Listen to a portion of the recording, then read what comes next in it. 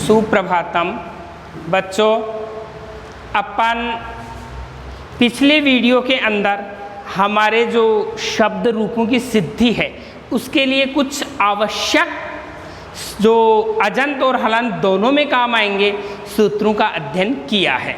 और आज अपन कुछ और सूत्रों का अध्ययन करते हैं। उसके पश्चात किस प्रकार से रूप सिद्धि होती है, पहले अपन अजंत शब्दों की रूप सिद्धि का विवेचन करेंगे और उसके बाद में हलंत शब्दों की रूप सिद्धि के विषय में चर्चा करेंगे। तो कल अपन ने जो सूत्र पढ़े थे उनके पश्चात कुछ अन्य सूत्र हैं जिनका अध्ययन हमें करना है।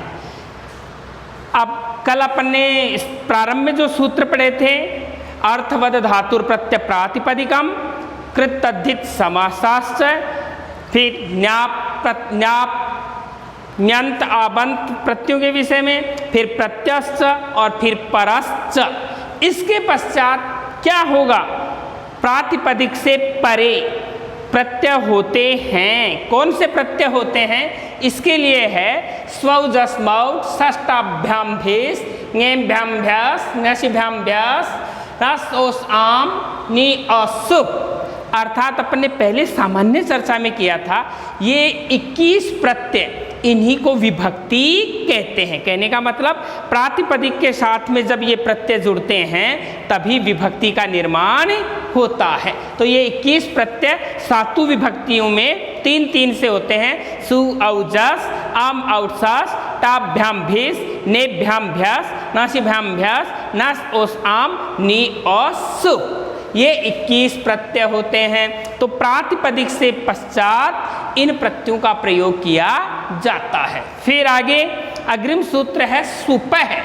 इन सुप का, कौन से सुप, जो अभी 21 बताए थे, ये सातों विभक्तियों के 21 सूत्र हैं। इन सुप का त्रिक, प्रत्येक त्रिक मानी प्रत्येक 3-3 का जोड़ा। 3-3 कौन से, यहाँ पे देखते हैं अपन, सु आउ जस, इसी प्रकार से अम आउट सस।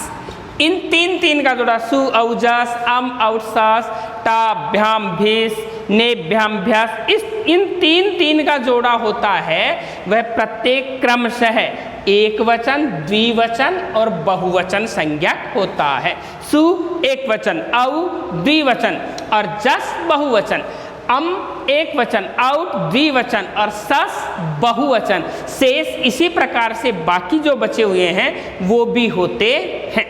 अगला सूत्र है द्वयेकयोर द्विवचनैक वचने, द्वयेकयोर द्विवचनैक वचने। अब हमें रूप सिद्धि निर्माण करना है तो किस प्रकार का रूप बनाना है, हमारे को अगर द्विवचन की विवक्षा है अथवा एक वचन की विवक्षा है, जैसे रूप सिद्धि की विवक्षा है वो ही उसी के अनुसार द्वित्व की विवक्षा होने पर और एक वचन एकत्व की विवक्षा होने पर क्रमशः द्विवचन और एक वचन का प्रत्यय होता है। बहुसु बहुवचनम, और बहुत सी संख्याओं का जहाँ विवेचन करना हो, मानी 2 से अधिक का जहाँ वर्णन करना हो, जहाँ 2 से अधिक की विवक्षा हो, आवश्यकता हो, चाहत हो, रूप बनाना हो, तो फिर हम बहुवचन के प्रत्यय का प्रयोग करते हैं। विरामो अवसानम, और वर्णों का अभाव, वर्णों का रुक जाना, वानी उसके पश्चात कोई वर्ण नहीं होना, अंतिम वर्ण होना ही अवसान कहलाता है, समाप्ति कहलाती है, उसकी अवसान संज्ञा होती है। लेकिन फिर हम थोड़ा सा ध्यान देंगे, अगर अवसान में र है तो फिर से जूसो रू से उस रे के स्थान पर रू हो जाता है। उपदेशे अज अनुनासिक इत से रू के ऊ की इत संज्ञा हो जाती है। तस्य लोप से लोप, और फिर जो विरामो अवसानम से रे की अवसान संज्ञा, खरवसानी और विसर्जनीय सूत्र से रे के स्थान पर विसर्ग हो जाता है। इस प्रकार से किसी भी रूप को सिद्ध करने के लिए हमें इन प्रत्ययों का सामान्य ध्यान रखना होगा। नंबर 1 अर्थवद धातुर प्रत्यय प्रातिपदिकम, नंबर 2 कृत तद्धित समासाश्च, नंबर 3 कृत तद्धित समासाश्च। नंबर 3 यंत आबंत प्रत्यय प्रातिपदिकम और नंबर 4 प्रत्यय परश्च। इन 3 सूत्रों का 2 ये 5, उसके बाद में स्वजस मौर षष्ठाभ्याम भिस सूत्र का, उसके बाद में सुप है, फिर द्वयेकयोर द्विवचन एक वचने और फिर बहुसु बहुवचनम और अंतिम स्थिति देखते विरामो अवसानम से अवसान संज्ञा अगर रह है तो उसके विषय में चर्चा करेंगे। अब हमें अजंत शब्दों की रूप सिद्धि करनी है। अजंत शब्दों की जब रूप सिद्धि करनी होती है तो हमारे पाठ्यक्रम में आपको मैंने बताया था कौन कौन से अजंत शब्द हैं। उनमें से प्रथम हम हमारे पाठ्यक्रम में चुनते हैं राम शब्द। प्रथम शब्द हम चुनते हैं राम। राम कैसे बना है? रे आ मैं ए, तो अंत में क्या है? ए क्या है? अच है, इसलिए अच जिसके अंत में होता है उसे क्या कहते हैं? अजंत कहते हैं। ये कैसे बनते हैं? प्रथमा विभक्ति, एक वचन, द्विवचन और बहुवचन। प्रथमा विभक्ति, द्वितीया विभक्ति, तृतीया विभक्ति, चतुर्थी विभक्ति, पंचमी विभक्ति, षष्ठी विभक्ति, सप्तमी विभक्ति और अंत में होता है संबोधन। अब इनके रूप जब हम लिखते हैं तो हमें राम के रूप अकारांत पुल्लिंग है। यदि राम के रूप याद आते हैं तो सारे अकारांत पुल्लिंग रूप याद हो जाते हैं। कैसे? जैसे राम है, रामऊ, रामः, राम है, रामऊ, रामः। द्वितीया में रामम, रामऊ, रामान।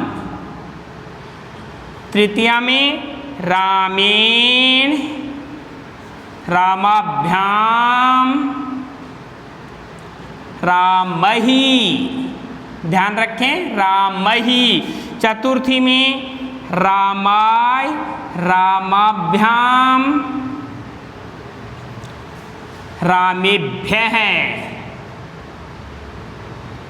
रामेभ्य। पंचमी में रामात्, रामाभ्याम, रामेभ्यः। षष्ठी में रामस्य, रामयोः, रामाणाम। सप्तमी में रामे, रामयोः, रामेषु।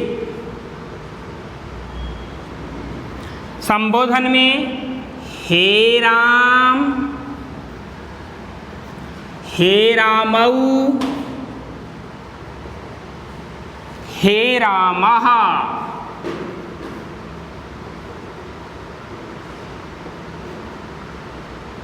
हे राम, हे रामऊ, हे रामः, ये शब्द रूप है। एक बार राम शब्द के देते हैं अजंत पुल्लिंग है, इसके विषय में अपन को ध्यान रखना। जैसे तृतीया विभक्ति बहुवचन में बनता है रामही, उसी प्रकार से सप्तमी के एक वचन में बनता है रामे। तो ये अंतर, तृतीया बहुवचन रामही, सप्तमी का एक वचन रामे। तो हम याद चाहे इनको कैसे ही करें, ऊपर नीचे करें, आगे पीछे करें, उल्टे सीधे टेढ़े मेढ़े कैसे भी करें। जैसे रामः, रामऊ, रामः, रामम, रामऊ, रामान, रामेण, रामाभ्याम, रामहि, रामाय, रामाभ्याम, रामेभ्य, रामात्, रामाभ्याम, रामेभ्य, रामस्य, रामयोः, रामाणाम, रामे, रामयोः, रामेषु, हे राम, हे रामऊ, हे रामः। अब ये सातों विभक्ति हो गई और ये संबोधन के रूप हो गए। अब हमें आगामी वीडियो में हम इसको सिद्ध करने की कोशिश करेंगे कि रामः कैसे बना है, रामहु कैसे बना है, रामः कैसे बना है। और इनके साथ में हमें उन पूर्व सूत्रों का ध्यान रखना होगा कि कौन सा सूत्र क्या करता है। अब कल हम हमारे पाठ्यक्रम में इसको उठाएंगे रामः शब्द को। तो ये कैसे बना है तो हम इसको देखते ही समझ जाएंगे। राम शब्द में रम धातु और घय प्रत्यय है, तब शब्द बनता है राम। अब राम का फिर प्रथमा विभक्ति एक वचन में बनाना है हमें, राम है। इसके लिए अपन ने जिन सूत्रों का अध्ययन किया है उन सूत्रों को स्मरण में रखना है और उसके आधार पर स्टेप बाय स्टेप अपने को इनका विवेचन करना है। तो अपन एक बार इन राम शब्द को बिल्कुल मौखिक स्तर पे याद करें, तैयार करें, कहीं भी त्रुटि नहीं होनी चाहिए। कैसे भी, चाहे नींद में उठकर भी बोले तो भी शुद्ध ही बोलना चाहिए। उसके बाद में इन शब्दों की निष्पत्ति कैसे हुई है, निर्माण कैसे हुआ है, इसके बारे में विस्तृत विवेचन आगामी वीडियो में करेंगे। तब तक के लिए धन्यवाद।